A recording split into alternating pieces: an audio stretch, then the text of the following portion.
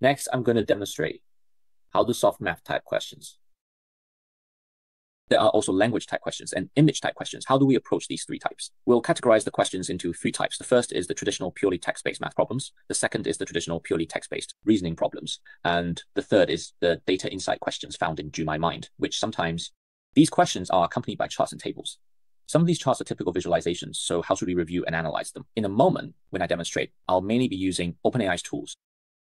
I'll be using the latest ChatGPT model as well as OpenAI for the demonstration. But I'll also mention other models in a bit and how you can use them if you prefer. Because we all know that advanced AI is quite competitive these days, not just ChatGPT's model. There are also models like Claude and Gemini, which is Google's. Then there are newcomers like DeepSeek or Grok, which was released by Elon Musk. Each of these models has its own advanced reasoning capabilities. I'll talk about this in a moment and give you my recommendations on how to use them. Whether you're paying or using them for free, you'll be able to access the features you want. Now, let's get started. Everyone. First of all, let me start by talking about these models. I recommend that you try them all out. There's no problem with whichever one you end up choosing. As I mentioned earlier, all these companies have both advanced reasoning and standard reasoning models. As for myself, I've always used ChatGPT and I'm more accustomed to using the GPT model. I also think its capabilities have always been at the forefront of the industry, but there's one thing you do have to subscribe to use it. Of course, I understand that some people may not be used to subscribing. There are two types of subscriptions. One is the 20 plus version, $20 a month, and the other is a premium version at $200 a month, but I don't think that's necessary. The premium version does have slightly better capabilities, but we're not Americans, nor are we Swiss. For Americans, maybe for people on the West Coast, like Californians, $200 might just be the cost of one meal out, but for us, it's really not feasible. I would recommend that $20 is enough. Now, should you use the free version of ChatGPT?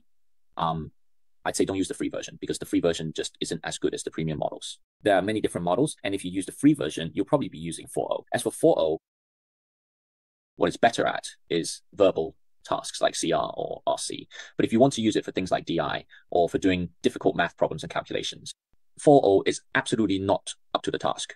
The math capabilities of 4.0 are really, really poor. It hasn't been optimized for math at all. So I would suggest that if you need it, just upgrade to the 20 per month plan. You can subscribe or cancel at any time. Let's first talk about which model math students should use. O3 is currently the most advanced. In the GPT series, it's the most advanced model for higher order reasoning and advanced calculations. There are basically two types of OSL. One is OSL mini and the other is O3 high. Of course, this could change in the future. They're always updating things. At the end of last year, they just launched Un and Un Pro, and now they're already moving on to O3.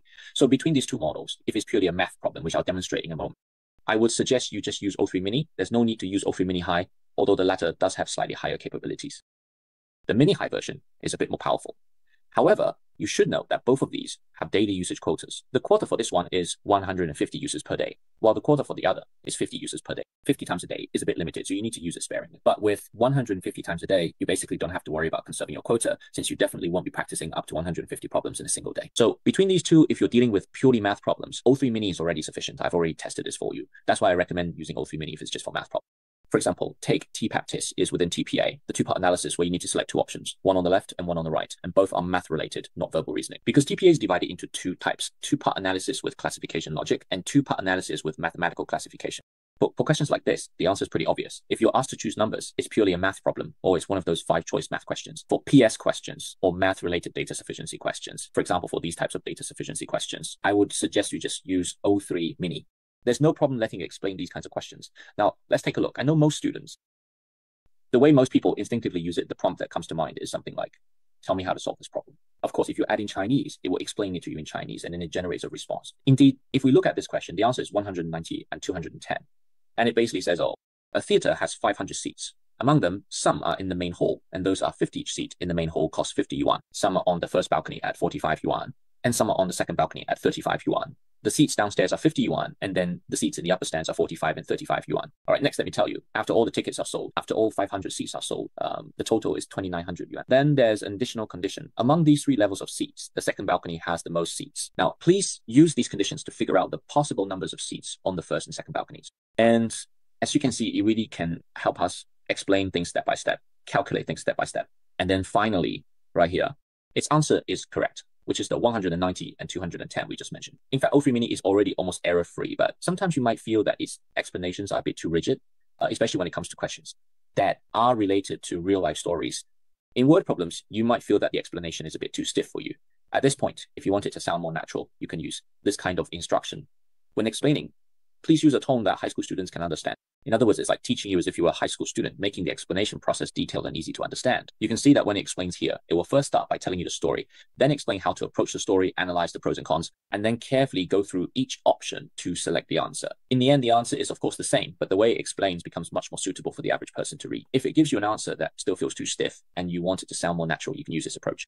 You can say, please use a tone that a high school student or even a middle school student can understand. However, as we all know, some students are stronger in math. For those who are better at math, they might feel, wow, your explanation of the mathematical solution is so detailed, but it actually wastes my time. During the exam, I probably won't solve it step by step like this. You might think, when I'm taking the test, I need to be fast at math. For example, with this question, we all say, oh, for this kind of TPA question, you only have at most 3 minutes to solve it during the exam. If you go through it step by step like this, how could you possibly finish in 3 minutes? I want to know if there's a faster shortcut for the exam. So at this point, you can use this kind of instruction. You don't need to copy down this instruction right now. It's okay. I'll announce it to everyone in a moment. You can say, please provide a shortcut that a human can use to quickly solve the problem with just pen and paper within 3 minutes. Of course, we all know that even though there are computers in the exam, sometimes the computers there are so bad that they're practically useless. It's as if you don't have one at all. You can't rely on them and you can't use your own keyboard. You have to operate it by clicking one point at a time with the mouse. So it's basically as good as not having it. So as you can see here, what I'm saying is that we are simulating an exam scenario, looking for shortcuts that a human can use to solve problems with just pen and paper within 3 minutes. So what's the principle behind this? First, the amount of calculation, the less, the better. Second, we hope the calculations are as straightforward as possible. The simpler, the better. Also, if there are any tricks we can use during the exam, such as estimating by eye or guessing numbers to substitute into algebraic expressions, you should try to use them if possible. At this point, you'll come up with a new method. Let's take a look at this problem. What was the original approach? The method he used is the traditional one, the old-fashioned way, where you directly list out all the conditions given in the problem. The total number of the 3 types of seats adds up to 500. Then the total revenue from the 3 types of seats is 2,900. Next, he starts with the main calculation. First, he replaces x with 500 minus y minus z, then substitutes it in, resulting in a huge number 25, 0 minus 50, y minus 50z. And after rearranging, did you see it turns into this? Then you move the constant terms to the right side and then divide both sides by 5, finally getting y equals 820 minus 3z. Then you substitute back in, substitute again, and so on. This is a very standard, very orthodox, and highly logical solution. But let's look at what happened when we added another instruction just now, asking for a quick solution. What did it give us? When we said we wanted a quick solution, at this point, its approach changes. For example, let's first consider the 3 types of seats. Remember, we just said let's review the content of the problem again.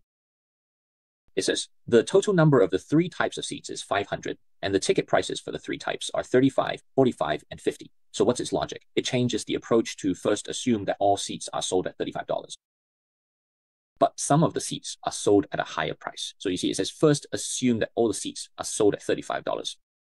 If all seats are sold at $35, that would be $17,500. But in reality, we actually made $2,900. So that means some of the seats earned extra profit. So how much extra do we earn? We earned $300-400 more.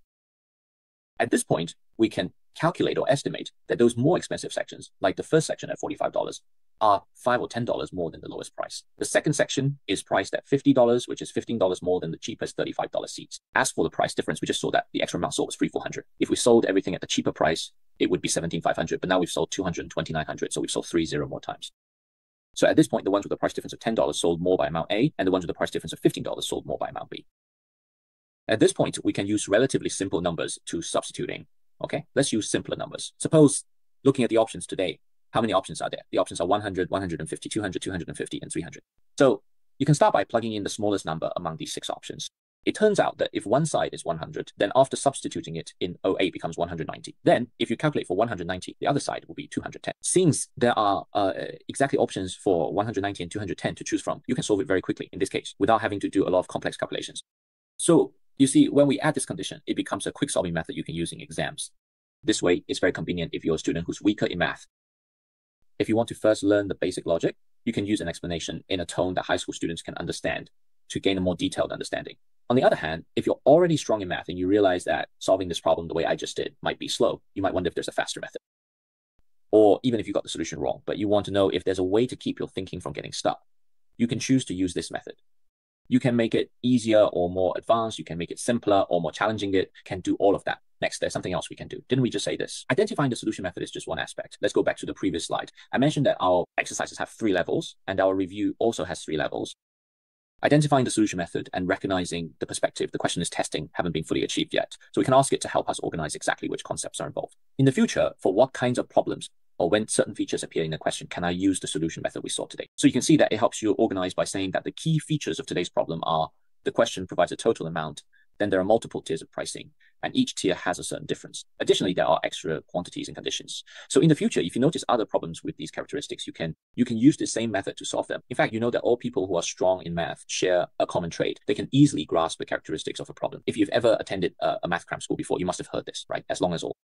For problems related to the base in geometry, whenever we encounter such questions, we just use all the information provided. If it gives us the area, we work backwards to find the base, because once we have the base, we can use it to find other things, like the perimeter or the volume. For example, if we are given the perimeter, we also work backwards to find the radius and then use the radius to perform other calculations. Or for instance, if you come across problems that test speed or interest rate, there are also specific problem-solving techniques for those. So the most important thing is to identify which keywords appear in the question and which key points you can immediately associate with certain solution methods that can help you organize your approach. In the future, when certain features appear in a problem, you know which solution method is suitable to use this. It's a really powerful skill. Even more importantly, besides understanding what the question is testing and how to solve it, what else can we achieve? We can also use this approach to help us accomplish even more. There are two ways to do personalized practice with similar problems. The first way is that I can directly ask it to design a problem related to the topic for mine. In other words, it creates a similar question, so I can practice using the same solution method. As you can see, it immediately generates a new problem by simply changing the numbers. All right, now the total number of seats becomes 600, then VIP is 810, regular area is 60, and economy area is 50. So at this point, even though you recognize the story of the problem because the numbers are different, you can use the method just provided. It will prompt you to redo the problem using these methods. This way, you can practice and make sure that you're not just reviewing the explanation after getting a question wrong, but you can also personally work through the problem again yourself. Because previously, many students have complained that there are so few official OG questions. The official questions are just that limited in number. So where exactly should I go to find similar questions to practice? But what I really want to emphasize to students is that practicing with similar questions is important, that's true, but you can't just look for them blindly. If you find similar questions that actually have little to do with the ones you originally got wrong, then it doesn't really count as effective practice. But if we can design a set of questions that are truly related to the ones you missed, then you can practice by solving them again using the same methods. What's even more important is this, everyone. You can also try another variation, and I'll teach you this new approach. We all know that before exams, students often look for real exam questions from previous years, commonly referred to as JJ. I know many of you are used to going through all of them and solving each one, which is of course very good. But there are also some students who may not have enough time to work through all of them. Of course, KH has done a great job by labeling each question. These labels indicate which ones are simple and which ones are difficult, allowing you to choose according to your own ability whether you want to practice the harder questions or the easier ones. But we can also make another change. For example, right now I have these JJ questions here at 10 JJ questions. Looking at the feedback from these 10 exam questions, I can use a command. Please, from the questions below, find the ones that use similar mathematical concepts as this question. So everyone, we can see that it will immediately find them. Hey, there is one question. This question uses a similar concept to the previous one. Why are they similar? Because as you can see, there are three types of price differences, and these three types of coins are just like the three perspectives we mentioned earlier. What it's testing is the total amount of the three types of coins, as well as the quantity of each type. For example, this part is very similar to the number of stands, and this part is like the total price after all the stands or all the seats have been sold. Then I add an extra condition. So in the end, how many are there of one of them? So you can practice JJ questions that focus on similar concepts, and your practice will be more realistic because these questions might actually appear on your exam. Normally, you don't have that much time to do a lot of practice questions, but you still want to get some practice in. Extra questions, and these extra questions should also be real exam questions for students to use. It can directly help you connect to similar questions. Now, I think this is pretty special, right? Usually, have you ever thought about this? I guess in the past, the way you used it was just to ask it to explain again. But actually, those other explanations aren't wrong. However, if it's just explanations, it gets too boring. Let's look at another example, this time for DI. You can choose CTI. I'm putting this question here. And the original question says this. Clothing store's revenue in May was 6% less than its revenue in April. And then this store in last May, its revenue was greater than its expenses in last May. In other words, it made a profit. The income was greater than the expenditure. As for this store's April last year, the revenue in April was also greater than the expenses in April, meaning that both April and May were profitable months. The revenue in each month was greater than the expenses for that month. It also specifically mentions that the revenue in May was actually less than the revenue in April. So the question is, what was the gross profit for this store in May? That is revenue minus expenses for May. Is it lower than the gross profit in April? At this point, you can see that the questions you find online usually only give you two conditions. Why is that? Because the 5 options for DST are always completely fixed. So when you're specifying the question, you need to fill in the whole thing. If you only provide 2 conditions, it won't recognize it as a DST problem. It thinks you really need to use those 2 conditions together to calculate an answer. So I suggest that when you input the question, you include this part as well. When you add this in, you see that I let it run through everything all at once. Actually, in theory, it's better to go through them one by one, because if you have it process everything at once, none of the answers will be as detailed. It might limit the overall length of its response. So if you run it one question at a time, the answers will be more detailed. It's better to ask one question at a time. But here, just for convenience, I let it process everything at once. Look, it finished in 16 seconds. It's incredible. Humans really can't compete with it. Now, let's take a look. Let's see if the answer is correct. First, there's a detailed explanation. Then the final key point. You can see its way of solving the problem is correct. Its approach isn't exactly the same as the official solution, which says you shouldn't discuss both conditions at the start. You should first consider condition 1, then condition 2, and finally combine the two at the end. Now, let's see what answer it gives. Only the second condition alone is sufficient. So as you can see, I made a slight adjustment because in theory, for DS data sufficiency, you don't need to actually calculate the answer. And the amount of text is also very minimal. Most of the time, it's just about determining whether the information is sufficient or insufficient. Therefore, in the DS guidance, I usually recommend that you finish each question within 1.5 to 2 minutes because DS is part of the DI data interpretation section and DI has other questions that require more time. So it's not recommended to spend too long on DS questions. So I just set it up so that, as I said, I can solve it within 2 minutes, and that's enough. You can see that after we give this instruction, it starts to provide us with a quick shortcut for solving the problem. That is, it quickly writes out the relationships, then makes a comparison of the options, gives us the difference and the judgment. It also tells us which types of questions are suitable for this method, and even gives us the design of debate questions. You can see here, isn't this part very similar to the previous question? So you can use the same method and its hints to try solving it again, and you might come up with your own ideas, which is great. What I want to tell everyone is that the best part about interacting with AI is that you can share your own thoughts with it. Let it try out your ideas to see if they work. There's a problem with traditional teaching. Many students are afraid to ask questions. For example, you might wonder, will Dustin think this question is stupid? Or maybe you worry that Dustin will respond to me impatiently. But let me tell you, these are just pure rumors. If you ask any Terminator student, they'll tell you that Dustin always replies to messages within a day. And he never thinks any question is a problem. I have never dismissed any student's question. This is the first thing. Let me first say that this rumor is false. Second, I know some people are introverted, and if you are, then using AI is even more suitable for you. Why? Because you can share your thoughts with it without worrying about any judgment from it, or that it will judge you personally. It won't get angry, it won't get tired, and it won't ignore you. We can talk to it, for example, saying, I still don't quite get this problem. I've looked at your solution. You explained 0.94 and 0.96. But during exams, I just can't do it. I really dislike calculating decimals. In exams, I really hate dealing with things like 3 zeros or 2 zeros, having to do those kinds of calculations. Is there any way around this? I'm thinking, if I use whole numbers instead, can I make the numbers easier to work with? I can tell everyone, if we substitute simple numbers, can we reduce the complicated decimal calculations? You see, it suggests to us that you can use numbers like 100 or 1000. Then I say, all right, how about this? Give me an example using 100 and let's see. So you can see it's about to give an example saying that if you use 100, then the calculation would go like this. It's very simple. Just multiply directly, subtract 6%, and you get 94. That means the revenue must be greater than the expenses. We can use a reasonable number, for example, choose 80. And the calculation is very straightforward. You can quickly calculate it to be 76.8. And then by subtracting each value, you can easily see in the end, does it meet the conditions or not?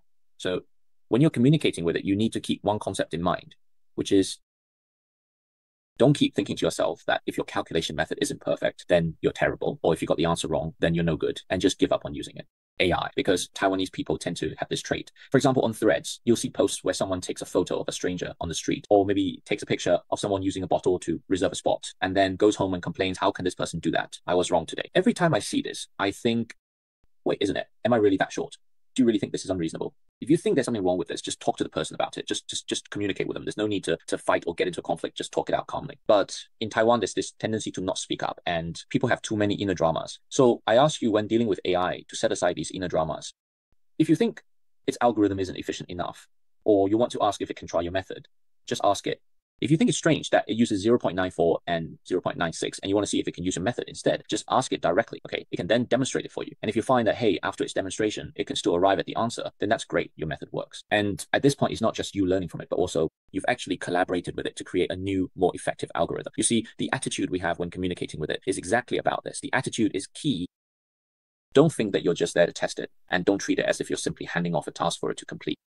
Instead, you should treat it as your partner. If you think there's something that could be improved, just tell it directly. Don't feel like just because it made a small mistake or didn't meet your expectations, you should give up on it and then quietly go online and post aside. Actually, the latest AI isn't that useful. Look, it even messes up on this. So that's what I wanted to say about the math part.